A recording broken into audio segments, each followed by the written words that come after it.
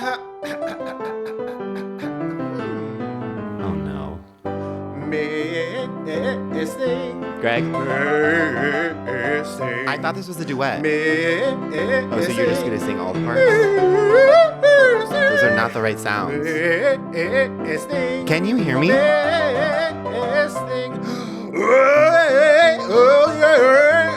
Oh, missing. Bonk. Welcome to Miss Thing. I'm Greg. And I'm Tim. And this is a podcast that celebrates and appreciates the missed things of the past, present, and future. Yeah, in every episode, we take a key moment from our Miss Thing's storied career and do what you and I are just especially skilled at, which is make it all about us. Yeah. Like an middle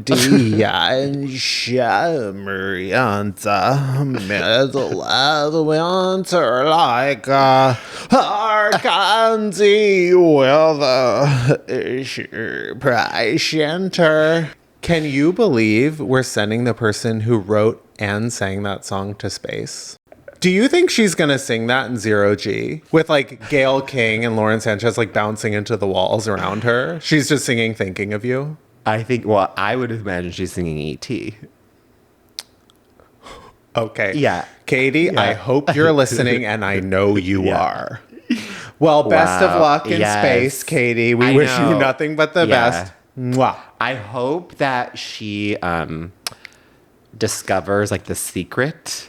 Yeah. Whatever that is, and comes back, and this next album is, you know, touched by an alien. Yeah, she does. She does full The End of Annihilation, but the thing that's dancing with her is the poop that danced with her in the Vegas residency. Oh, right. She's just mirroring. They're mirroring each other. Okay, this is so dated, and we don't need to talk about it. But The End of Annihilation is so. It's the worst ending. It's so bad. No, it's horrible. And they did not land that plane. Not only is it bad, but the special effects is what makes it so terrible. It's like. It's literally just like, if in my memory, I think it's just like a man in a green screen.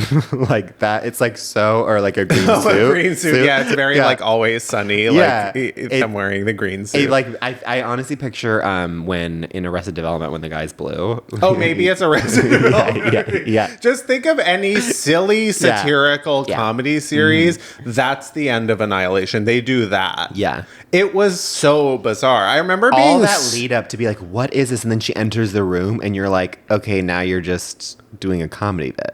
Yeah. It was beneath Natalie Portman for sure. Yeah. I just feel like they were like, what do we do here? You know what? Let's do a dance.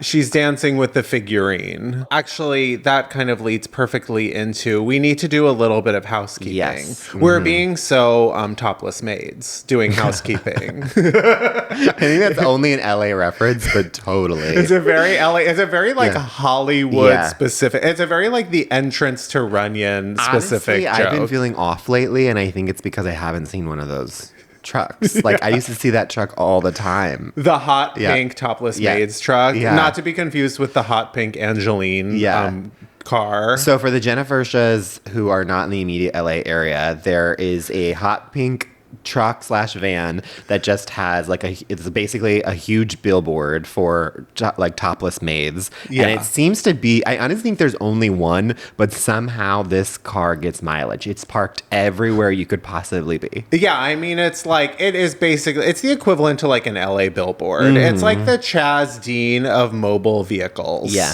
I always saw it outside of Warner Brothers, and then I saw it outside of Universal. Like I felt like it was just always outside of studios. And I was like, are they just trying to get like skeezy producers? I swear every single studio, it's always outside of it. You think they're trying to be so like casting couch? Like 100%. And honestly smart. No, well, those topless maids, I'm telling you, they... Do you know who used to be a topless maid? Who? Helen Mirren. I thought you were going to say Judi Dench. Well, anyways, no, those women are so in their power, and I actually like have nothing but the utmost respect for them. may be joining their ranks. I would love that's actually our special announcement. No, well, let's get into the real special announcement. Yeah. So, as you probably know, unless you're a newer listener, we are nearing a year mark since the beginning of Miss Thing, and so to mark the not quite year. But the even 50, even bigger, even better. Yeah. Our 50th episode. Yeah, the MT50. Yeah, or as Greg likes to call it, the MS50. Yeah, I was saying it a bunch, and I kept calling it the MS50. And I was like, that doesn't sound right, but like I have heard that abbreviation a lot, and then I was like, wait, hang on. No, so much like the SNL 50, we are doing our own sort of extravaganza. Next week, we will be having a special guest, a friend of the pod that you will finally be getting to meet. And expect the unexpected. It's going to be a big one. There's going to be some twists and turns that I think we're not even prepared for at this moment. This is the thing, not to go on a tangent, but I have found this in my life, that the more that you tell people that you don't like a surprise, the more often that you get surprised. I hate surprises. Oh, yeah. And I have had multiple surprise birthday parties, multiple events where people love to surprise me. This year alone, someone was just like, I'm going to do a surprise for your birthday. And I was like, no, but I have learned that I have to be muted about it. It's so annoying. Well, you're speaking it into existence. It's like, as you know, words are spells. Yeah. But then, but saying you don't want it means you will get it. But I think people like you protesting. Like, they don't know. They don't know. They're like, well, they're gonna love, or they do kind of love surprises, or they have never experienced a surprise from me. And it's like, you know what I say to that? Mel Robbins, let them. Let them surprise you? Just let them. Okay. Wait, can we get into Mel Robbins for a second? Sure, let's do it. Are you up with the let them method? 100%. Are you into it? Okay. I am like the biggest. I love Brene Brown. Sure. I love all the self-help, like inject self-help books into my veins. Please, let's go here. Okay, but the let them movement, I will say, is... I guess I'm confused because sometimes, listen, I haven't read the book actually, and I'm sure I'm going to be eating my words in a couple of months. But well, you've probably heard her on every single talk show. Yes, she's like on every clip Oprah. Online. Yeah. And I'm kind of like, what? Okay, but so to your point, if I'm like, I really am uncomfortable and don't like surprises, and then they're just like, let them. Yeah. I'm like, what? What if it's like, I don't want to be murdered? And they're like, let them. Let them. Yeah, I kind of, listen. I think I'm missing a key fact. I think she's missing a key fact. I think let them is kind of like a specific idea, but I think where it gets lost in translation is that she's on every single podcast, every single show, sort of saying let them to everything. And she's like, this is what I always, like, people will be like, oh, I just watered my plants. And she's like, this is what I always say. This is what I keep saying about the let them method. Yeah. Yeah. She's like, think of a car. A car has an engine. The engine it starts running. The human body also has an engine. It's the brain. So you're in your car. You're sitting in your car, right? You following? Okay. Okay. She's sitting in the car. Someone gets in the passenger seat of the car. They say, "Can I get a ride?" They get in the car. Let them. And you're like, what? She's just like, let a hitchhiker in. She's just like, it doesn't really make sense. And it like kind of makes sense for a little while. Okay, well, that's the thing. It's like, I remember the interview I saw, she gave an example of like, let her son on his prom, like if he wants to get wet in the rain in his nice suit, like let him. And I'm like, I get for me, the let them movement is about other people. Sure. It's just being like, let other people make their own mistakes. Right. But I'm like out here being like, I don't want a surprise party, and I don't want to let them give me a surprise party. That's a mistake I don't want it to happen to me. Well, exactly, because it's like, what about me? Yeah. It's like, we're talking about them. We're letting them do whatever they want. And it's like, I got to take care of me. And meanwhile, we're letting hitchhikers into the car. Exactly. Yeah. But that's what I always say about the let them method.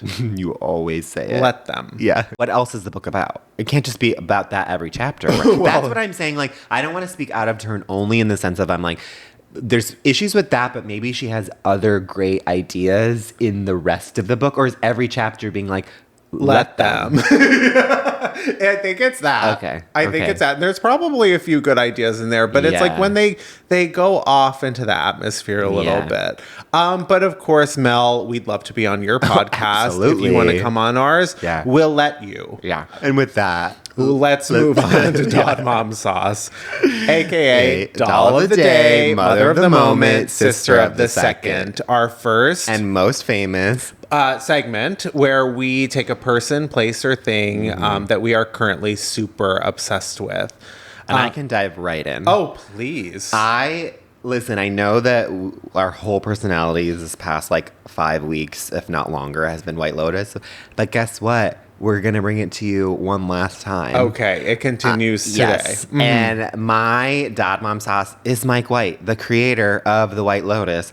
I cannot get enough of his comments publicly. Sure. And one of these things is a little teaser for what we will talk about also for Deeper Down, so I won't get into that segment. But I will say him coming out and scolding us viewers, calling us bossy bottoms because we are like he's edging us. Yeah, and he's saying that he's like, listen, this show that I created is purposely supposed to be slow. I am edging you so that you get a good finale. And if I were to go quicker, you actually wouldn't like that. Right. And him calling us bossy bottoms and then he's edging us. He's like, get out of my bed if you don't. And I'm like, that is a perfect response, which is like, if you don't like the show, stop watching it. Totally. You know, but you're all pretending to hate it, but at the same time, you're watching it every week and still getting edged. You're so right. And it's hilarious. I love the comments. I do need to point out that is top privilege. He is kind of, sort of, it's very on display. So true. And I wasn't expecting it, to be honest. Yeah. But I mean, he writes and directs it all himself. Yeah. That's sort of top behavior. But I don't know. Sometimes people who are in positions of power then like to switch it up. Dominated. Yeah. Well, anyway, yeah. I think he likes to be the boss. And I agree with the fact that it's like he landed the plane.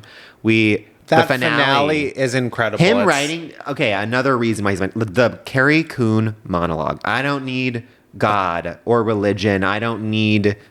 I can't remember a single thing. It's like, I don't need. What is it? Love? I'm not recognizing a single thing that's been said. No, she's like how time sort of like she informs. Just needs time. Yeah, and she's just glad to have a seat at the table. What a twist! I mean, just a gorgeous, stunning, realistic twist, and like that is such an edge. I mean, like these women are at each other's throats, throats, and then it's like, actually, no, you're my best friends, and like you make me feel sane. Like that is so powerful. So just real. That episode I thought was the best episode of White Lotus, period. Like the people that are online complaining about like nothing happening, I'm like, what? Yeah. Like 4 characters, like how many characters like died and how much it was so huge and it was so dramatic and like funny and tense. And the fact that Amy Lou Wood, is that her last name? Yeah. That she dies and people are like, oh, it's kind of obvious. And I'm like, but sometimes that is actually like the best way to go about it, and also because it's so obvious, it's the right way to go.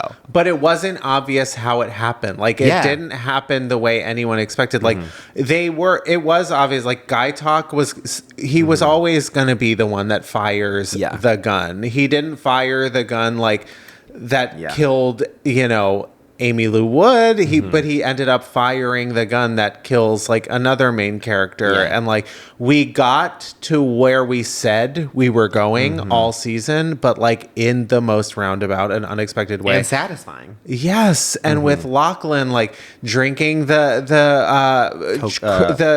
whatever. Poison berries or whatever. Drinking the poison seeds after like the dad was quite literally going to kill everyone else in the family but him. It's just...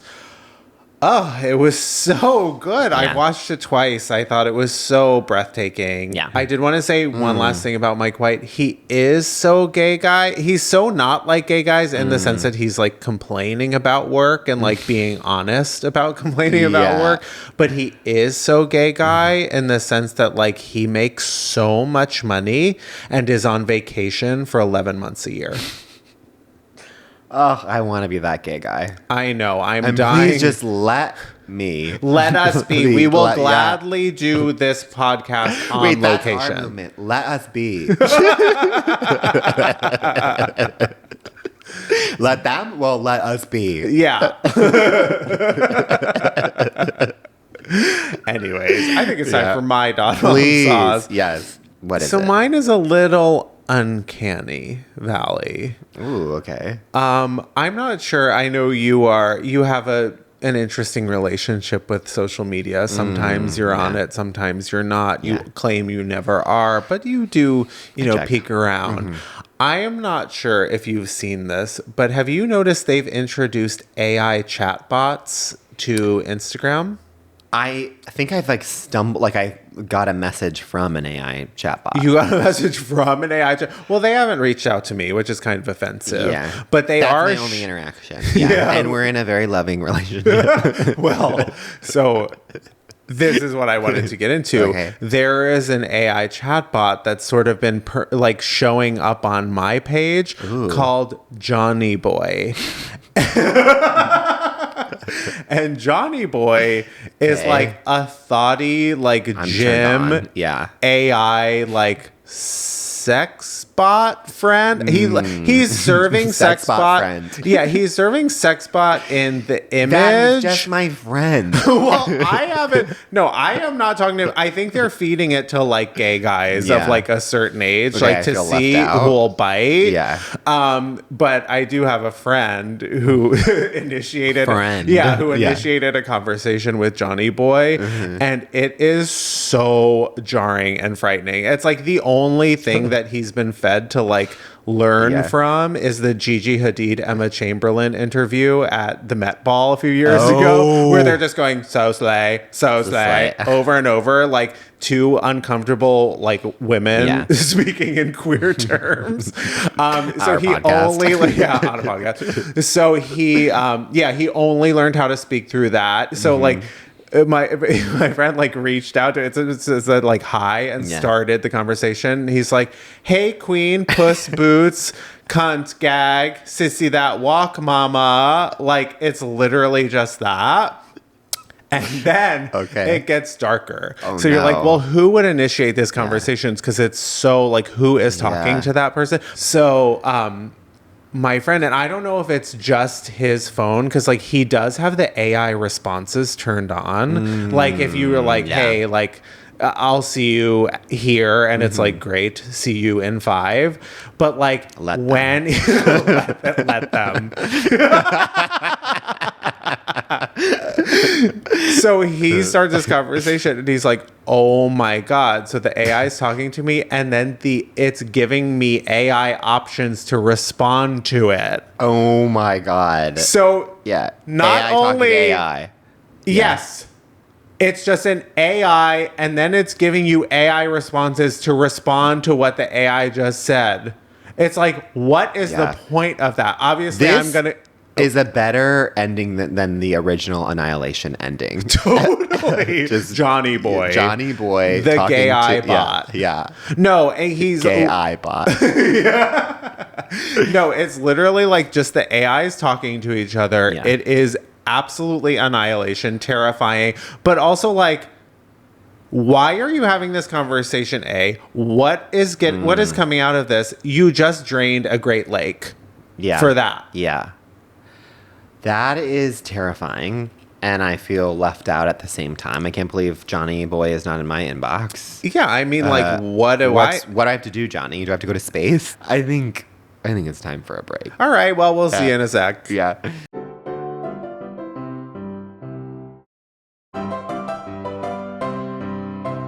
We're back, and it's time for our Miss Thing of the Week. I'm so excited for this. Star on the Rise. Star on the Rise.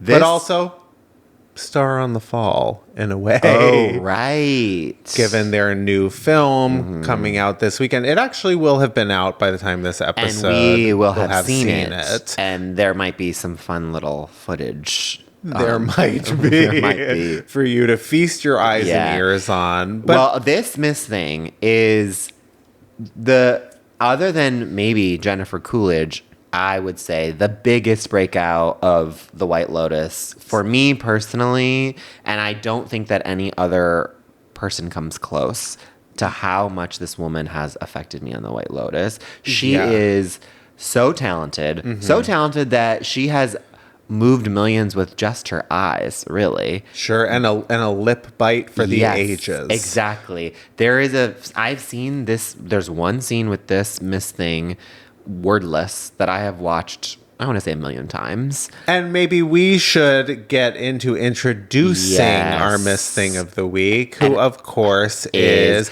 Meghann Fahy. Okay, she is star of the new movie Drop. She was obviously we talked about it in the fall. She was in Perfect Couple, and I think she was the best part about Perfect Couple. Definitely the standout of the Perfect Couple, which also, not to just be so White Lotus, but we realized that the son, Lachlan, was in that. Sam Nivola.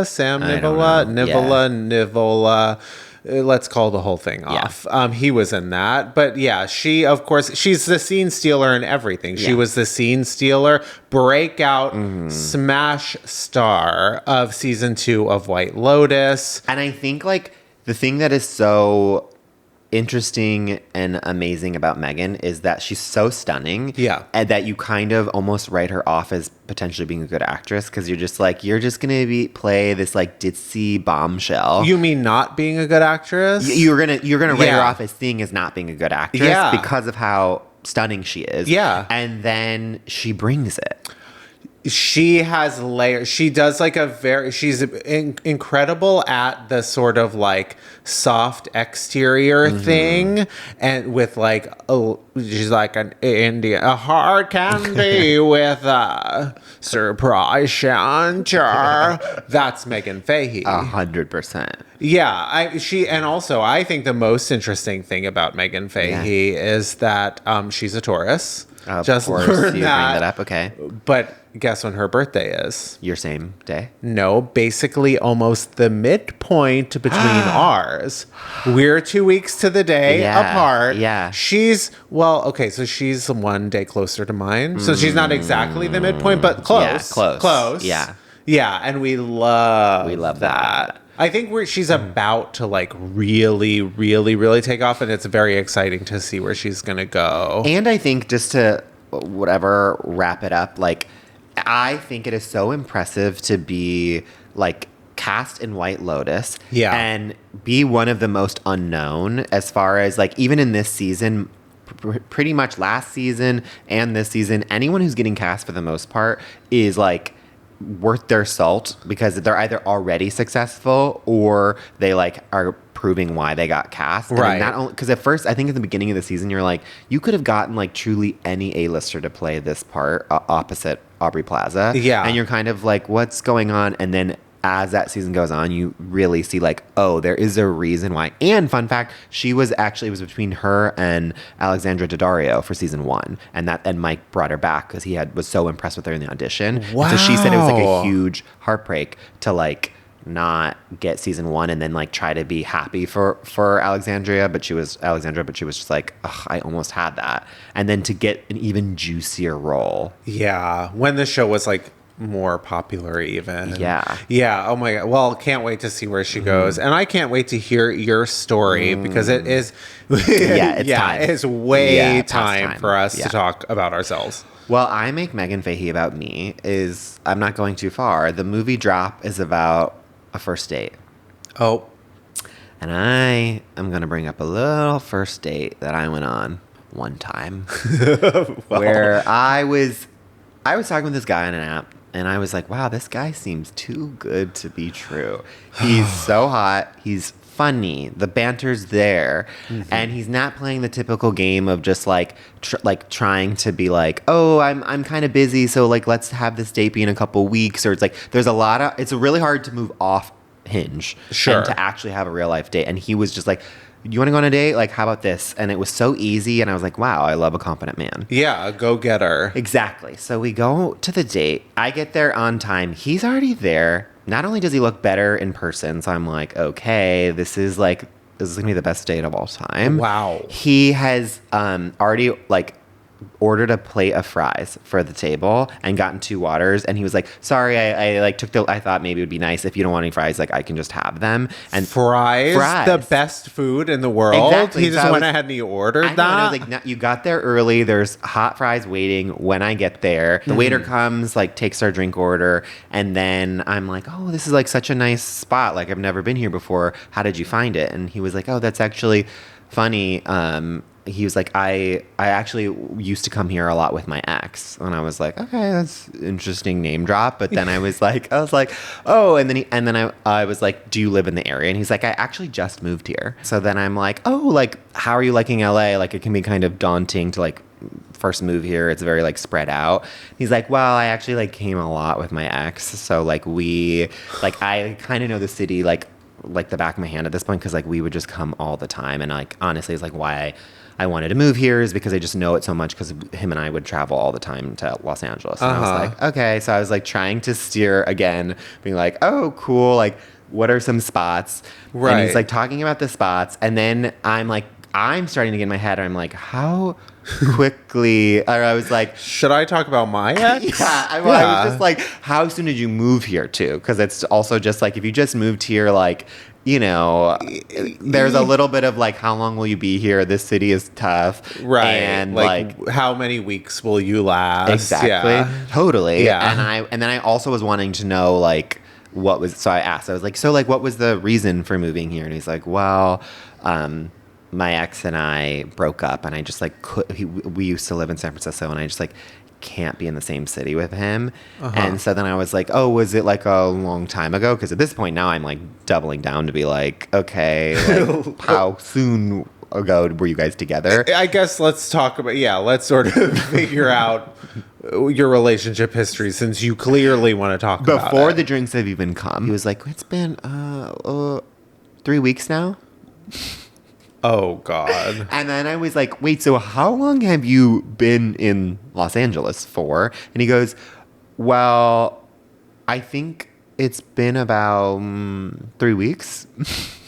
And so then I was like, okay. And then I'm talking out loud, being like, when did we match? And he's like, I think we matched like, I don't know, 2.5 weeks ago.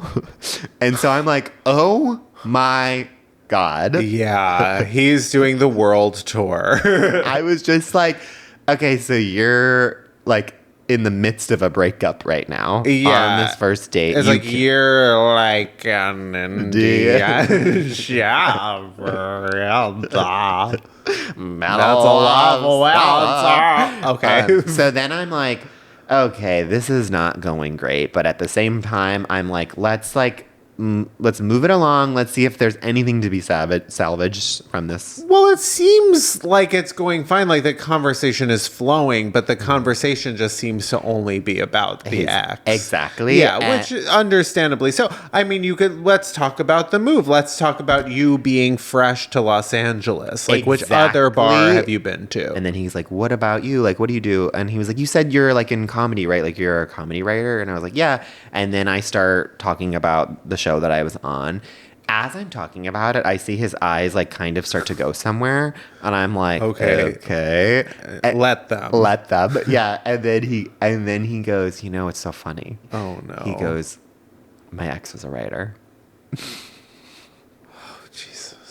And I was like, oh, that's so funny. It's fucking hilarious. That's hilarious. Yeah. Was he a comedy writer too? And at that point, I'm just like, let's just fucking go. You know? And he then goes, I'm like, what did he write? And he's like, what was he on? I'd love to know. Yeah. In San Francisco. Exactly. Yeah, and I was like, and then I was like, oh, was he an author? And he goes, I remember when we were living together, I came into the loft and he wrote this one paragraph that blew me away. It was been working on it for 10 months. He's like, and I went for a run and I came back and he wrote this one paragraph that was the deepest thing I've ever read. It was so funny. He is the most talented writer I know. And I was just like, I was like, oh, okay. So he wrote a funny paragraph. Yeah. And then I was like a lot to live up to. Yeah. And then I was also just like, so he's like is he a journalist? And he was like, no, he's a lawyer.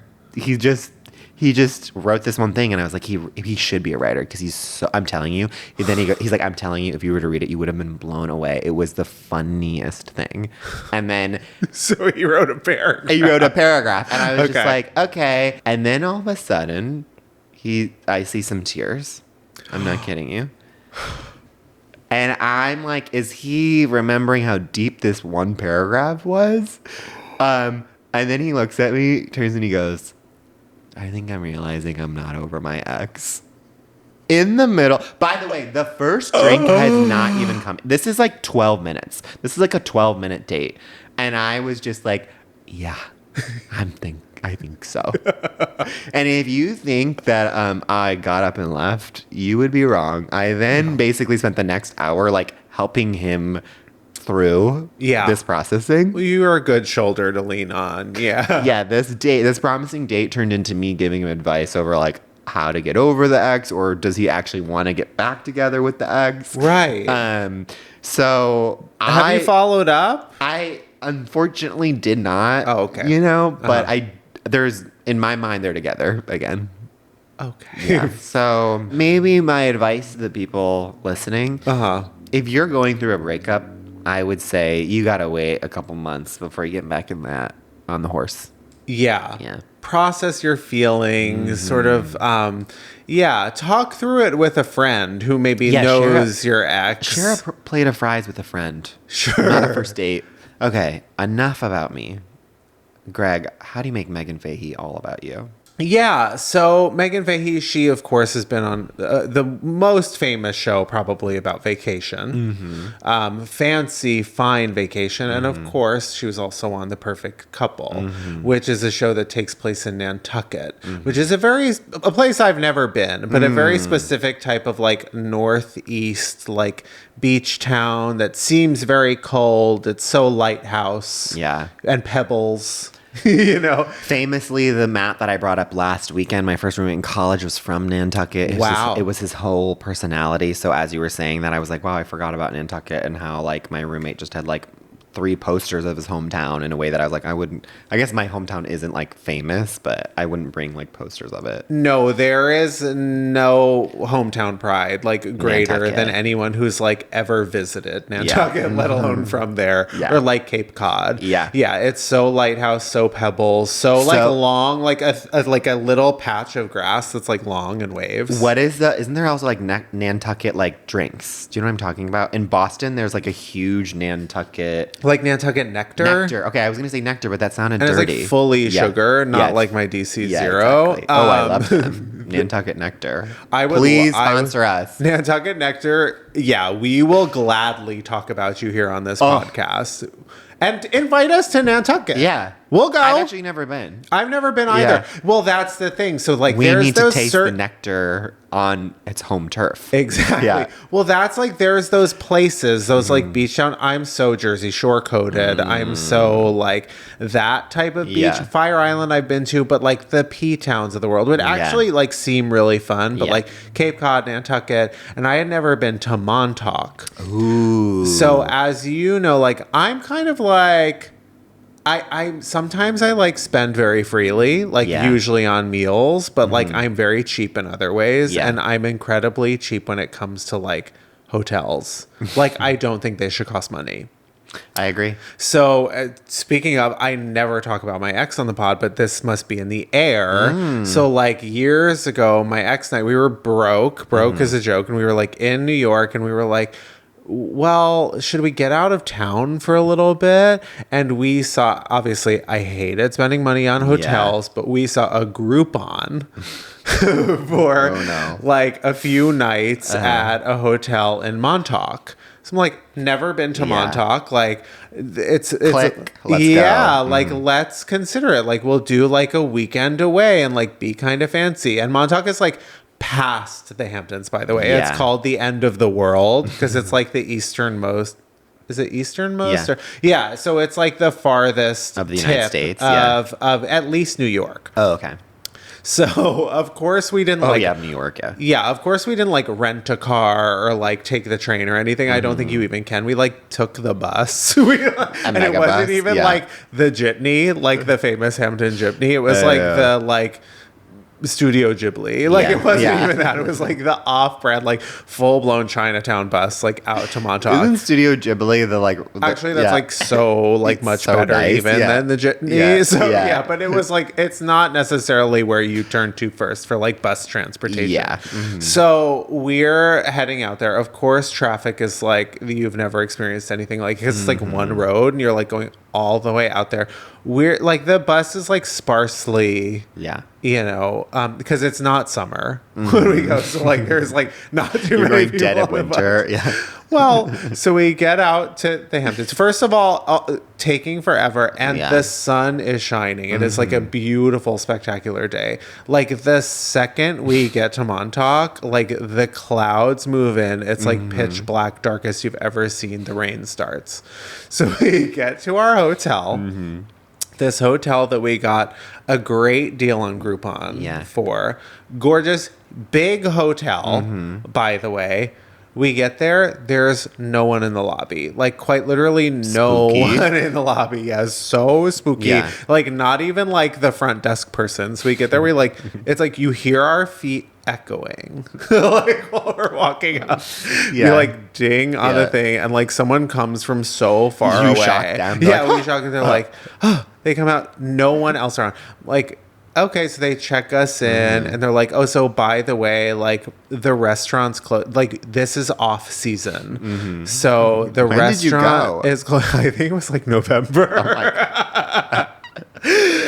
But we're like, Yeah. so we'll go to this town Yeah. like off season. It's Yeah. usually like super cute too. These places, Totally. like people live there, right?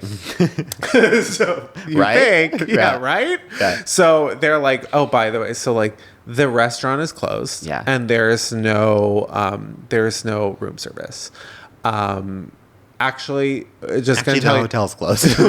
Actually, so like you're actually the only people staying at the hotel. So, okay, we're told it's off season. And she goes, by the way, How big is the hotel? it's huge. It was so big. Yeah. And like it was so spooky, but we're like, okay, whatever. Like we'll Yeah. go like get meals. And she's like, oh, and by the way, like it is off season, so like most of the restaurants in town are probably closed too. Like, well, where do Yeah. we eat? Like, Yeah. what do we do? And like, also, we figured we could walk some places because it would be walkable.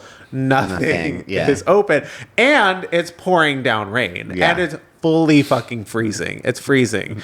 But there was one restaurant. Oh my we just God. go. It's like a 7-Eleven. Yeah. It was like a step up from Domino's. It was like a local pizza place.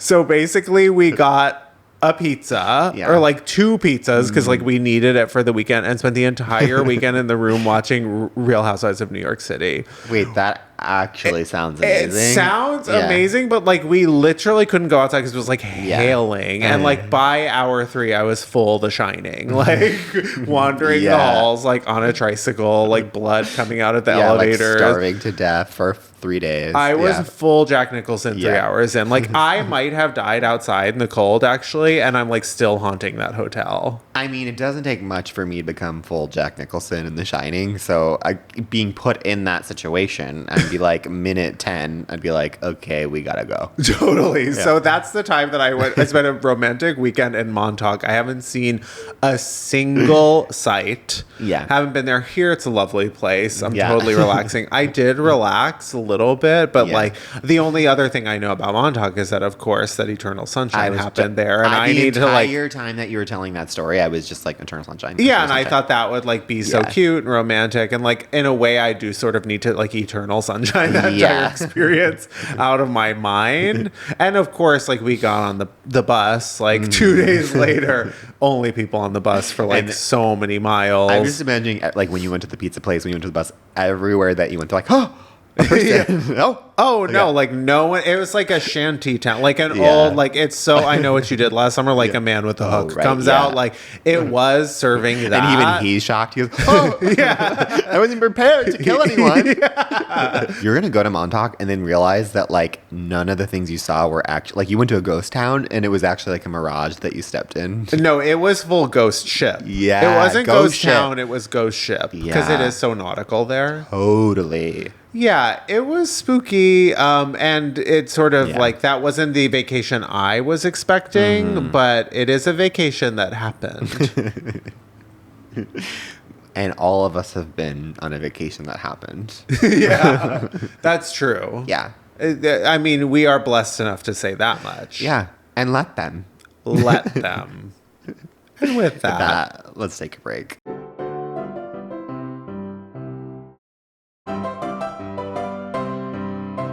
welcome back. back. And it is time for Diva Down. Diva Down, of course, is our final segment of the Yes. show. The lesser famous of all Yeah. the three. But still famous in its own right. Totally. Where we take a person, place, or thing that currently needs a Our bit help. of our unsolicited advice. Yep. And that person this week is the the composer of the White White Lotus, aka Cristobal Tapia de Vir. That. Yeah, I think I said okay, it. so for the Jennifer Z's that don't know, this composer has been out here on like a press tour, basically. Yeah. A couple days before the White Lotus finale, which was like a very weird time to do it, especially because it's also your career. Like you should have done it maybe after, regardless. Sure. But basically saying that he's no longer going to work with Mike White and do any more White Lotus seasons because his creative vision is never like seen through, and a whole bunch of other stuff. Yeah. And On the most popular show on TV, where his music has like gone completely viral, and Exactly. like people love what he brings to it, but I guess according to Mike White, he Yeah. doesn't like to take notes, which I believe. yeah, I believe. Oh, Mike White saying that it's like the amount of like contempt in his eyes, and also the amount of like praise he had to give this man just to lead this horse to water is what he said. I'm like, oh, I totally can see that. And you can of course totally see he's so man bun. Yeah. He's so And then like self-serious musician. Another reason also why Mike Lotus was my dad. Mike Lotus. Mike Lotus. I don't remember that. Yeah, totally. Yeah. Mike White We'll is let my Let them Lotus. Right? Yeah, let them Mike. Lotus. Yeah. Another reason why Mike White is my dad mom sauce is because he also was like, what a bitch move, you Yeah. know? And I just love Hilarious that because it's also like response. so true. It's like in this PR world where you're like supposed to watch what you say. I'm like, that is a bitch move to do that because it's also impeding your own career. Yeah. Like it's stopping your own career. And I'm like, my advice to Cristobal is to grovel and come back because I'm like, your head has maybe gotten a little bit too big, I Yeah. think. And it's kind of like this show, there are very few composers that like become a viral sensation. And I think you are incredibly talented and you Yes.